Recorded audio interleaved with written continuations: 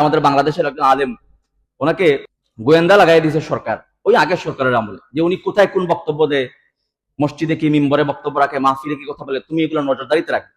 তো উনার বয়ানে সবার আগে সে আসে, মাহফিলে কি কথা বলেন এটা সে নোট করে, রেকর্ড করে, বারবার শুনে দেখি উগ্রবাদী কোন বক্তব্য দেয় কিনা। উগ্রবাদী বলতে তাদের পরিভাষা উগ্রবাদী, বাস্তবে ইসলামের যেটাকে জিহাদ, আল্লাহর ফরজ বিধান, সেই পরিভাষাকে তারা উগ্রবাদ, মৌলবাদ, জঙ্গিবাদ ইত্যাদি পরিভাষায় তারা অভ্যস্ত করে।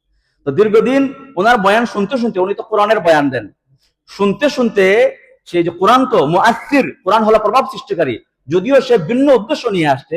দীর্ঘদিন ওনার বয়ান শুনতে শুনতে একদিন এসে বলে, হুজুর আমি আসলে আপনার বয়ান শোনার জন্য আসেন, আমি সরকারের পক্ষ থেকে নির্দেশিত, আপনার ভুল ধরার জন্য, আপনার কথাবার্তার মধ্যে কোথায় কোন সমস্যা হয় এটা সরকারের কাছে রিপোর্ট দেওয়ার জন্য সরকার পাঠিয়েছে। এখন গুলো শুনতে শুনতে ওনার বক্ত হয়ে গেছে। সুবহানাল্লাহ, আল্লাহ অন্তর পাল্টাই দিয়েছেন, কারণ কোরআন হলো প্রভাব সৃষ্টিকারী। এই জন্য আমরা দার্সে কোরআনের ব্যবস্থা যে করেছি, এই কোরআন আল্লাহর কালাম প্রভাব সৃষ্টিকারী, আপনার অন্তর ভেদ করে আপনার অজান্তে সেটা হেদায়েতের নূর পৌঁছে যাবে, আপনি টেরই পাবেন না।